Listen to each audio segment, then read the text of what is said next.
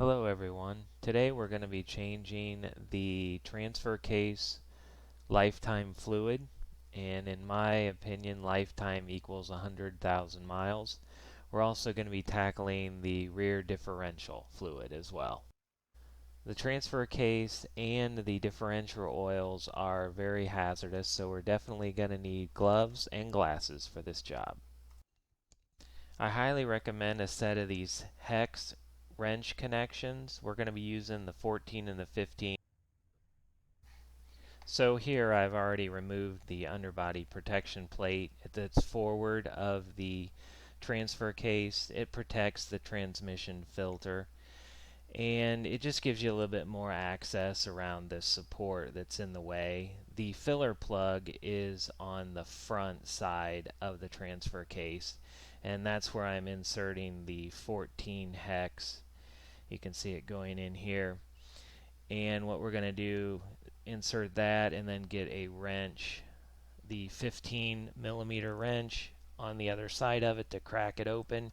You always want to make sure that you crack open the fill plug first, because you don't want to get stuck with drained fluid and you can't fill it back up.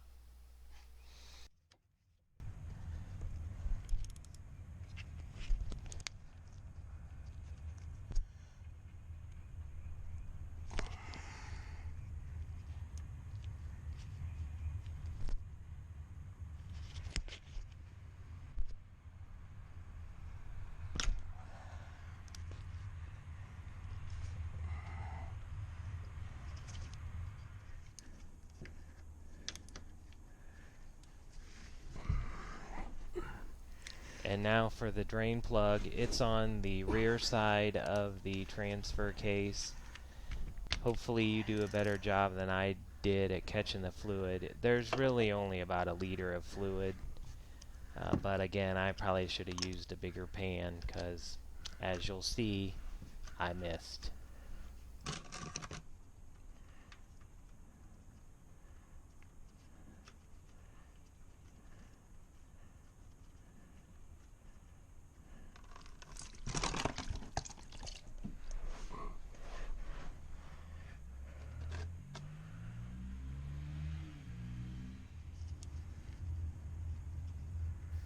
And now reinstalling the drain plug.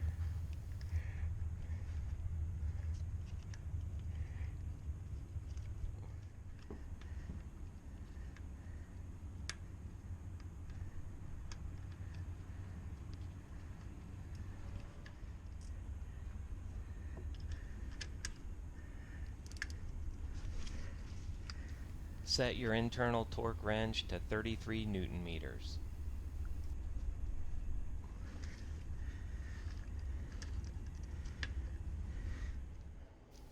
I'm going to be using this really nice fluid transfer pump. It works off of an air ratchet or a standard drill.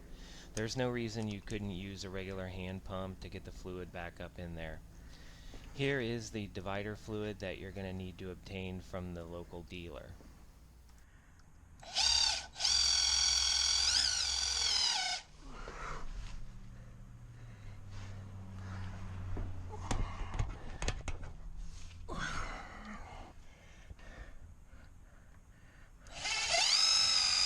I'm just going to continue running the pump until fluid starts to run out of the fill hole. Now it's going to pretty much take the entire liter.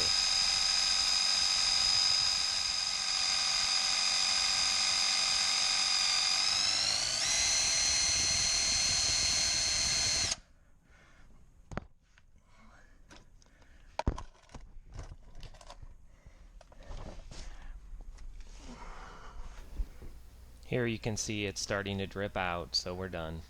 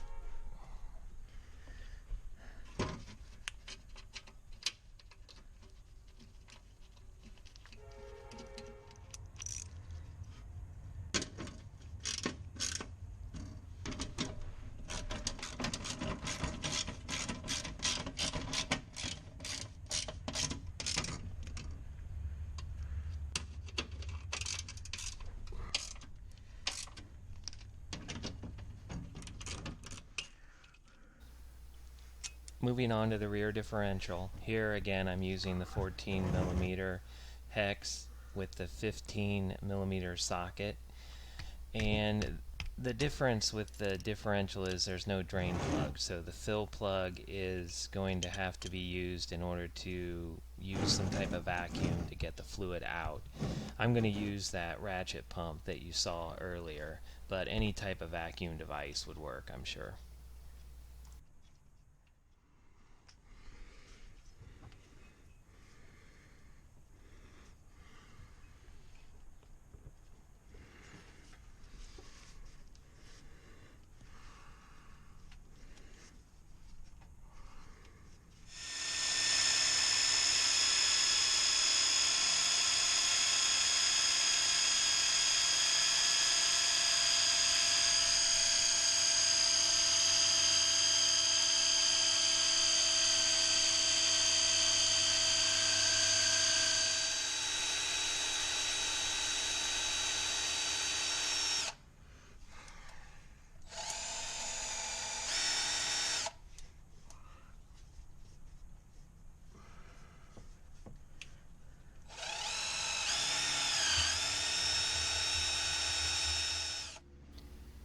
Here I'm going to prime the pump with clean new fluid.